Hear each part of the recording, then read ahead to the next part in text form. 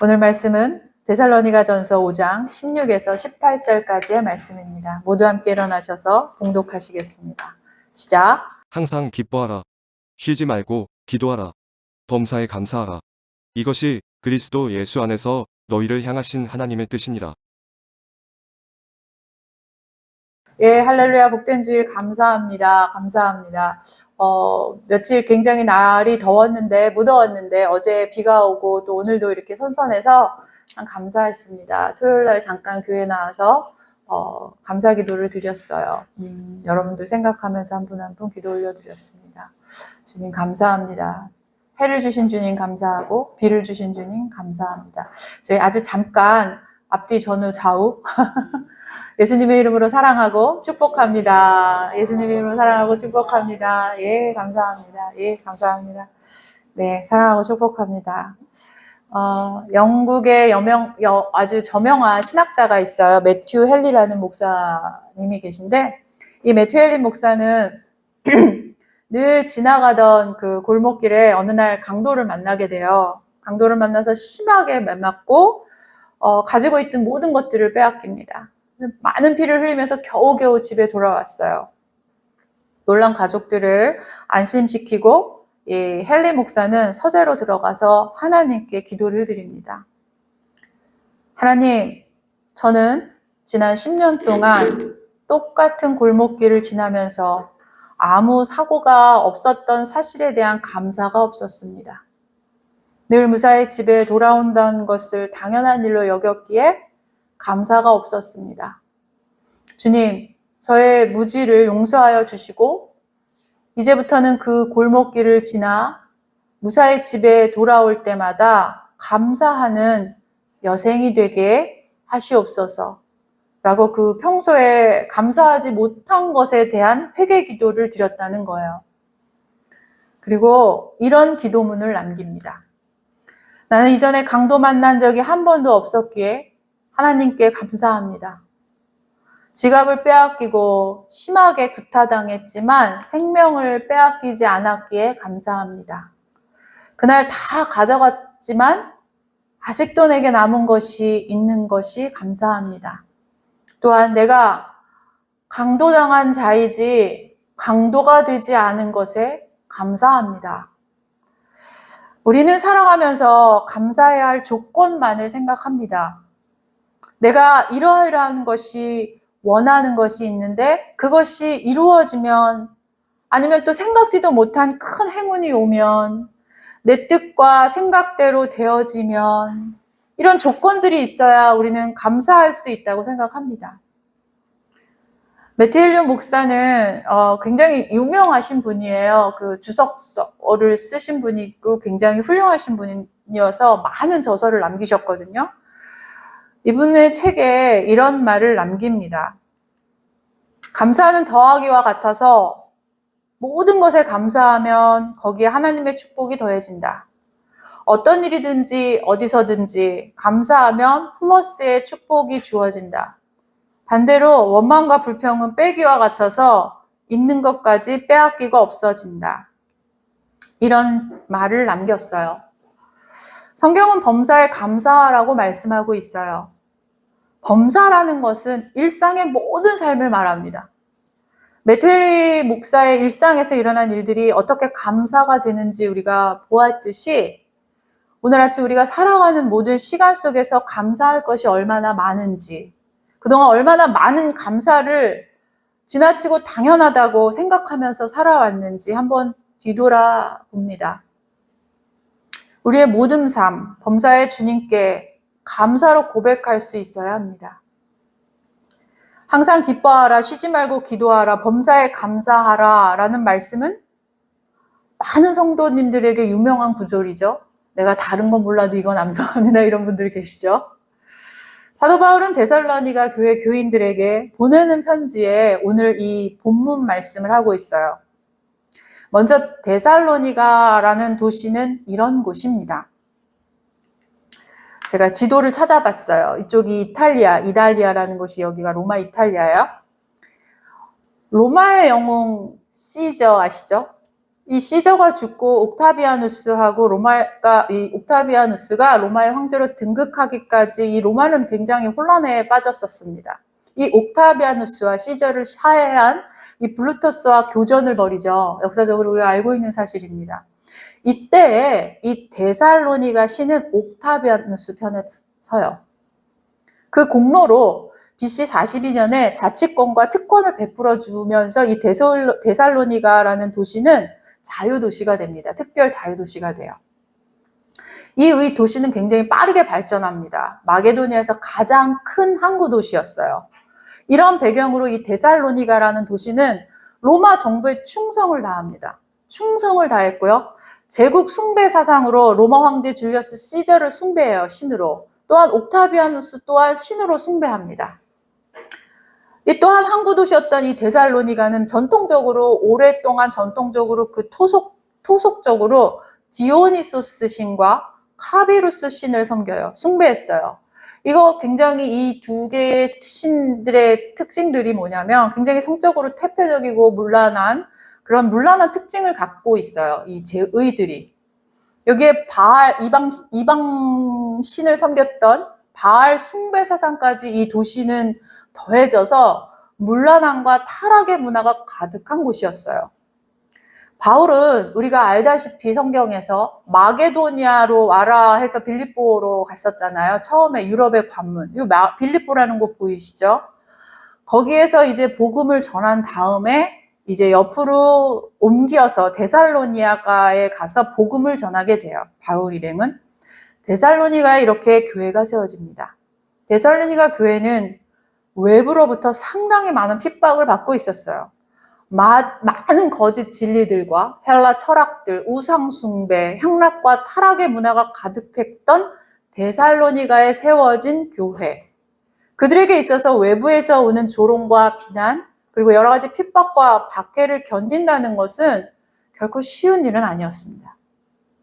타락한 문화 속에서 자신이 믿는 거룩한 하나님의 가르침을 따라 구별되어 살아간다는 것은 세상에서 오는 수많은 저항과 싸우는 일이었어요.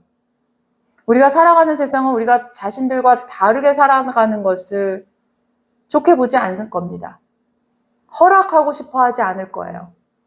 거룩하다라는 것은 구별된다라는 의미를 가지고 있어요. 얼마 전부터 제가 기도하면서 주님이 주시는 마음이 있어요. 거룩하라 라는 말이었어요.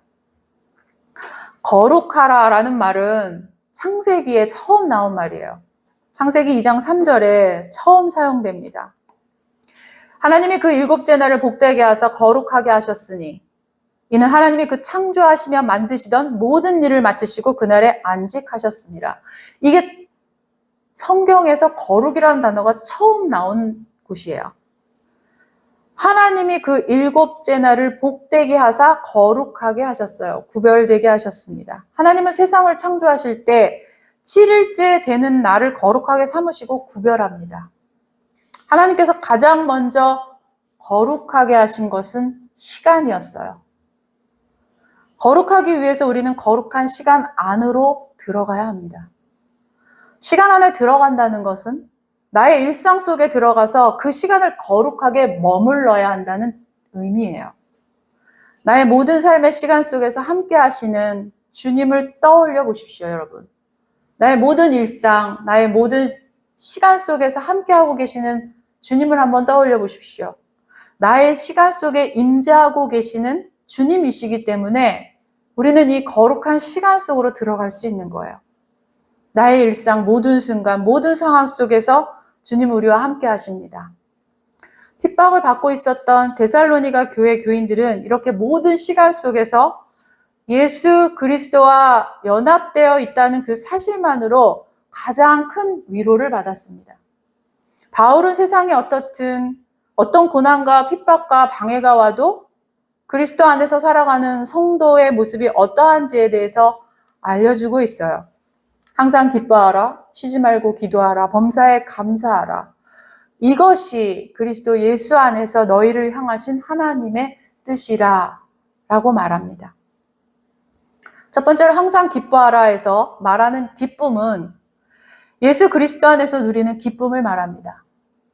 빌립보서 4장 4절에 바울은 주 안에서 항상 기뻐하라. 내가 말하노니 기뻐하라 라고 말해요. 사도 바울이야말로 너무 많은 시련과 환난과 고통을 겪었던 사람이에요. 그럼에도 바울은 그런 시련과 환난 가운데에도 기뻐하는 비결을 배웠노라 라고 고린도후서 6장에 말하고 있어요. 하나님 나라는 먹고 마시는 것이 아니라 오직 성령 안에서 의와 평강과 희락이라고 로마서에 말씀하고 있습니다. 이 말씀처럼 우리 성도들이 누리는 기쁨은 성령께서 주시는 능력이에요.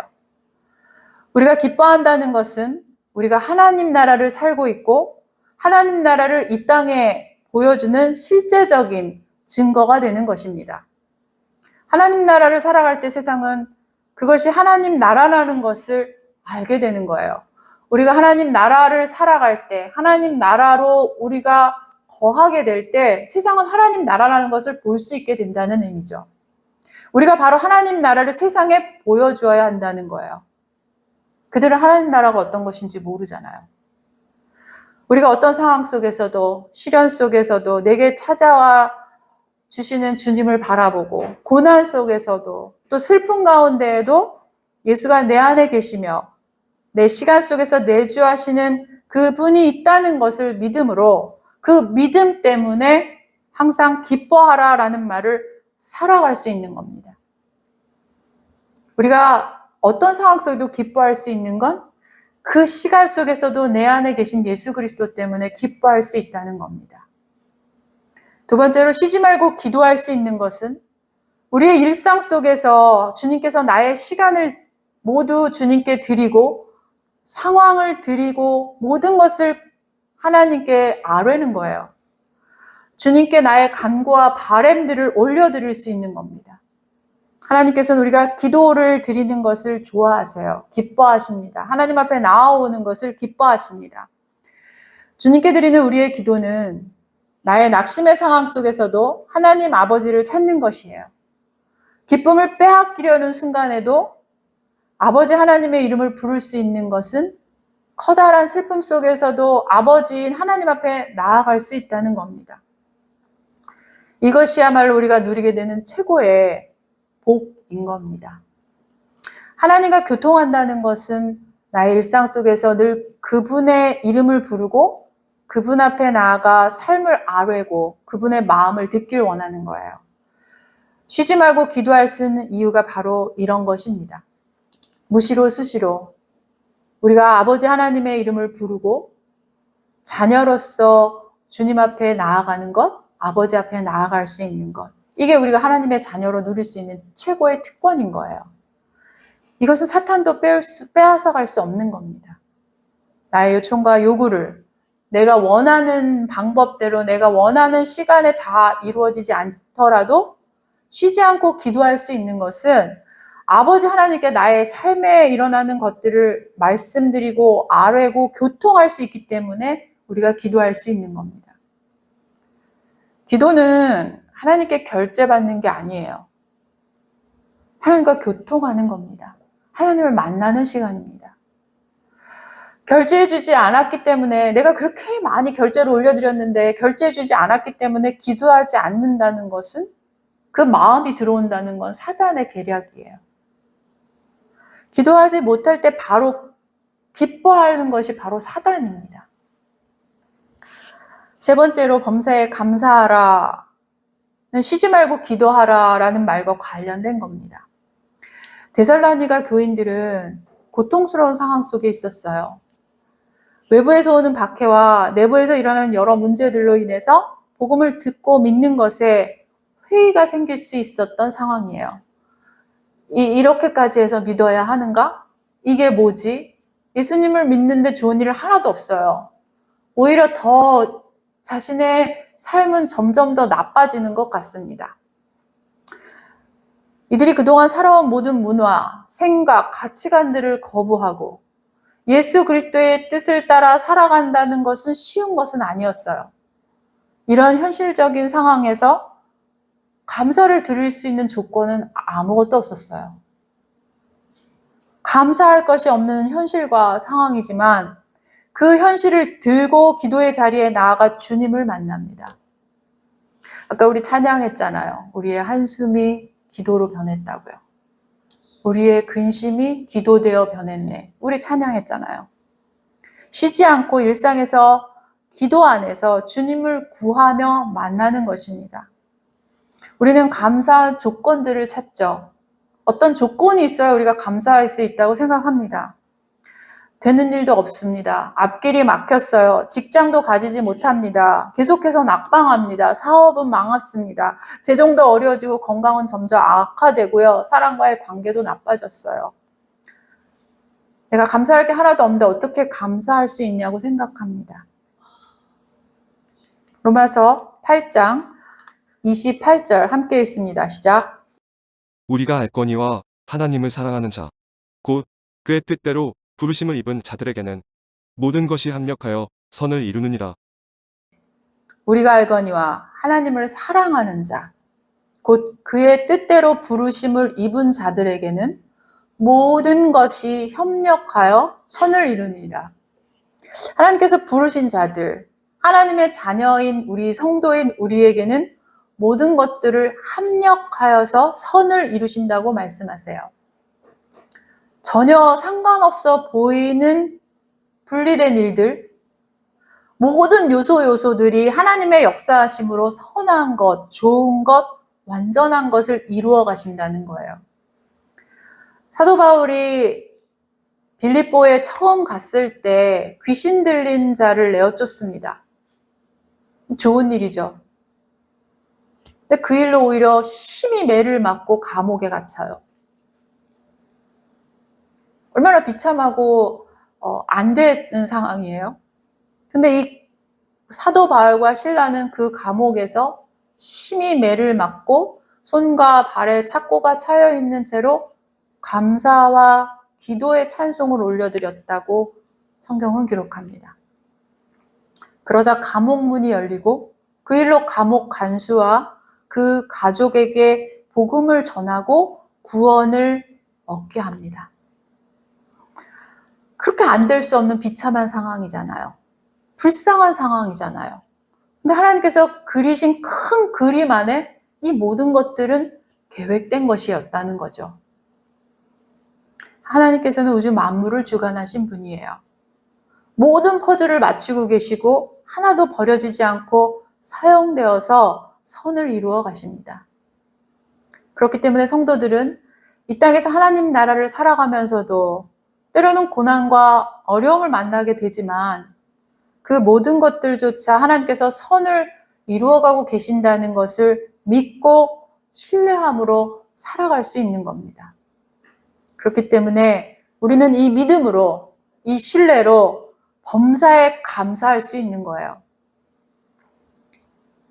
우리가 정말 진짜 이해할 수 없는 고난과 시련을 만날 때가 있습니다. 하나님께서는 우리의 신앙이 더 잘 자라가게, 단단하게 되게 하기 위해서 그 시간을 허락하시기도 해요. 다 이해할 수 없지만. 제 인생에도 이해할 수 없는 고통의 시간, 말할 수 없는 시련의 시간들 있었지만 지나고 보면 그 일들을 겪으면서 저는 딱 한 뼘씩, 딱 한 걸음씩, 조금씩 내가 좀 단단해져 가고 신앙이 자라가는 것을 느낄 수가 있었어요.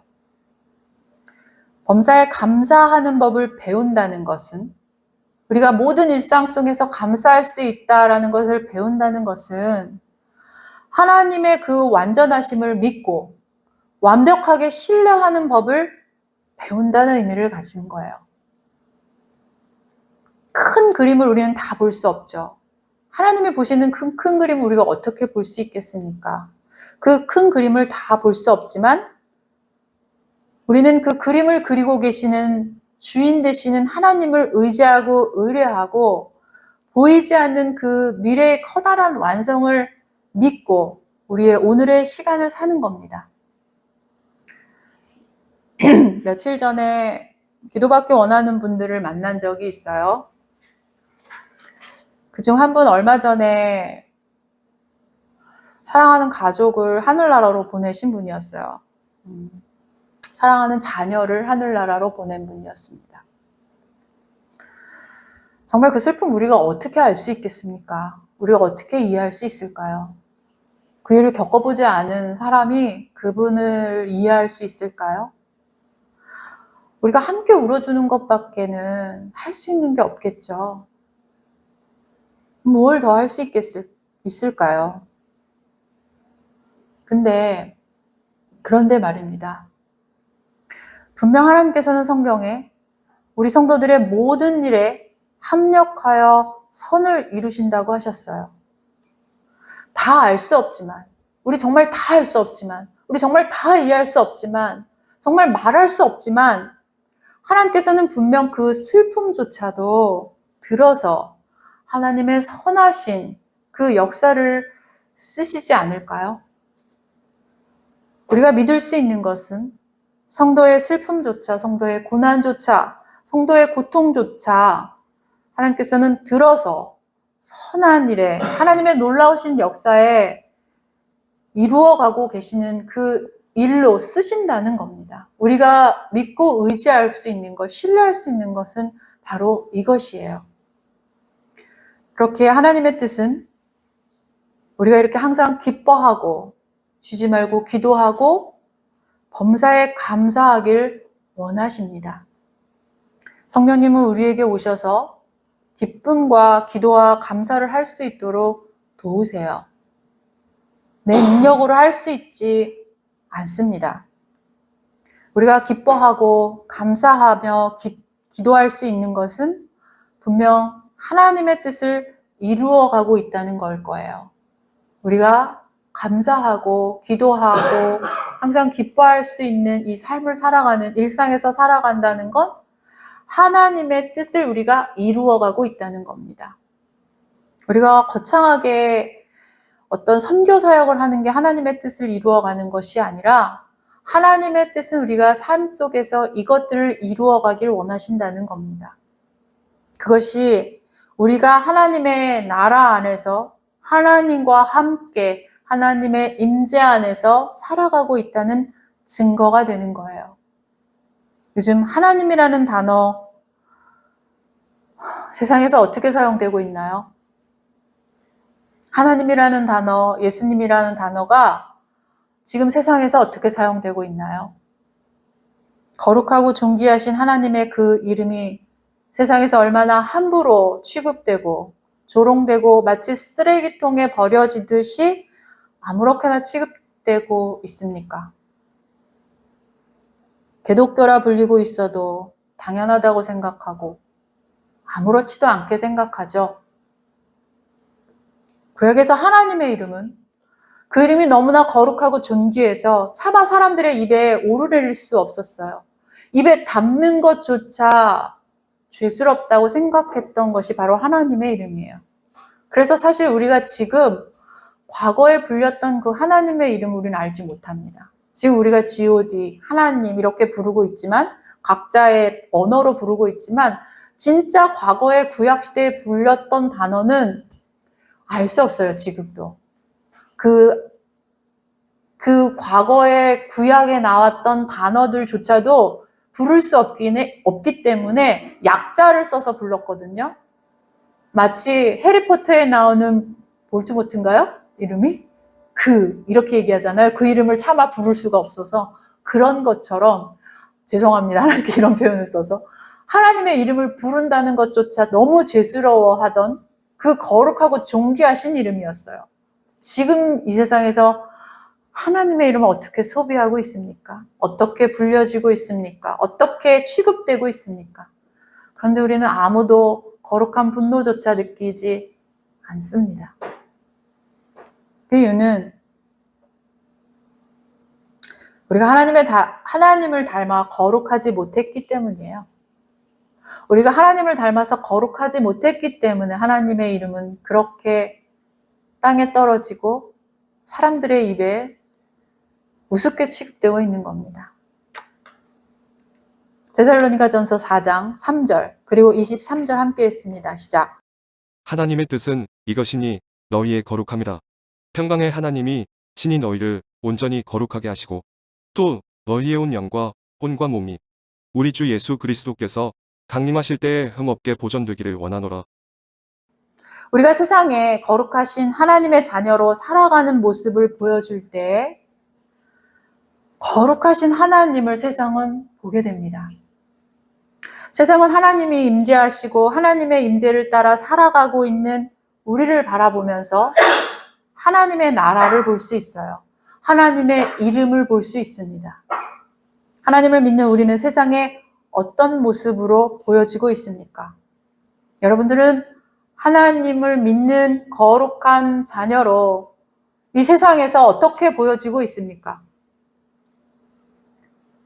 하나님의 자녀야 라고 이름 붙여 불려지고 있습니까? 우리 그렇게 살아가고 있습니까? 여전히 세상 사람들과 동일하게 전혀 구별되지 못한 모습으로 살아가는 것은 우리가 하나님의 나라를 살아가는 자녀가 아닐 거예요. 예수님 믿어서 모든 일이 술술 풀리지 않고요. 예수님 믿어서 부자 되지 않고요. 예수님 믿어서 부귀영화를 가지지 않습니다. 그런 것이 내게 없다고 해서, 그런 것을 내게 주지 않아서 슬프고 절망한다면 예수님 잘못 믿는 겁니다. 지금 내게 부족한 것이 있어도, 간구한 것들이 안 이루어져도, 고통과 슬픔이 비록 있을지언정 주님이 내 안에 계심으로 항상 기뻐할 수 있고, 또 그렇게 쉬지 않고 기도할 수 있고, 내 삶의 시간 속에서 주님 앞에 나아가 기도와 간구를 올려드릴 수 있고, 그래서 내 모든 일상 속에서 감사할 수 있는 우리여야 하지 않을까요? 그것이 거룩하신 하나님의 뜻을 따라 우리가 구별되게 이 세상에서 살아가는 모습이지 않을까요? 그것이야말로 그리스도 안에 있는 성도로서 온전하게 되어가는 삶을 살아가는 것일 겁니다. 베드로전서 1장 15절, 16절 함께 읽습니다. 시작. 오직 너희를 부르신 거룩한 이처럼 너희도 모든 행실에 거룩한 자가 되라. 기록되었으되 내가 거룩하니 너희도 거룩할지어다 하셨느니라. 오직 너희를 부르신 거룩한 이처럼 너희도 모든 행실에 거룩한 자가 되라. 기록되었을 때 내가 거룩하니 너희도 거룩할지어다. 거룩하라라고 명령하신 하나님의 말씀을 따라 우리 일상의 시간 속에서 거룩의 시간을 살아가길 진심으로 축복합니다. 항상 기뻐하라, 쉬지 말고 기도하라, 범사에 감사하라, 우리에게 주신 하나님의 명령입니다. 하나님의 자녀인 우리가 하나님의 나라를 살아가는 모습을 세상에 보여줄 때, 우리 이렇게 살아갈 때 하나님의 이름이 거룩히 여김을 받으실 겁니다. 우리를 통해서 하나님의 이름을 그들은 볼 겁니다. 우리를 통해서 하나님은 그런 분이시라는 것을 보게 될 겁니다. 관념적이지 않아요. 관념적으로 어떻게 하나님을 전합니까? 어떻게 하나님을 알립니까? 내가 하나님의 자녀로 살아가지 못하면서 어떻게 내가 하나님의 이름이 거룩하시다고 말할 수 있을까요? 우리가 살아가는 삶이 감사와 기도로 채워져서 항상 기뻐하는 여러분들 되시길 진심으로 축복합니다. 기도하시겠습니다. 주님 감사합니다. 우리 각 사람을 그리스도 안에서 완전한 사로 세우시기 원하는 주님, 우리의 삶이 그 인도하심 따라 가기를 원하옵니다. 세상은 우리가 그 길을 따라가는 것을 조롱하고 방해하려고 할 겁니다. 세상의 가치관은 돈, 명예, 권력, 잘 먹고 잘 사는 것, 부귀영화가 최고라고 말합니다. 여전히 우리에게 그것이 맞다고 말합니다. 그러나 그것을 따라갔던 우상숭배를 이 시간 회개합니다. 그것을 따라갔던 우상숭배를 이 시간 회개합니다. 여전히 지금도 우리 안에 끊임없이 다른 사람과 비교하고 우울해하고 원통해했던 우상의 마음이 있음을 고백하며 용서를 구합니다. 우리 안의 우상은 세상의 가치관을 쫓아가는 것들입니다.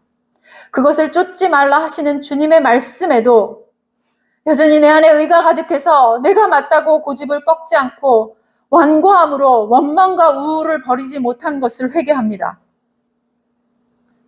비록 내가 원하는 것들이 내게 없고, 비록 나의 소중한 것들을 잃고, 비록 가진 것이 없을지라도 내 안에 계신 예수로, 오직 예수님 한 분만으로 기뻐할 수 있음을 알려주시니 감사합니다. 우리가 기도할 수 있도록 성령님 내 안에 계심에 감사합니다.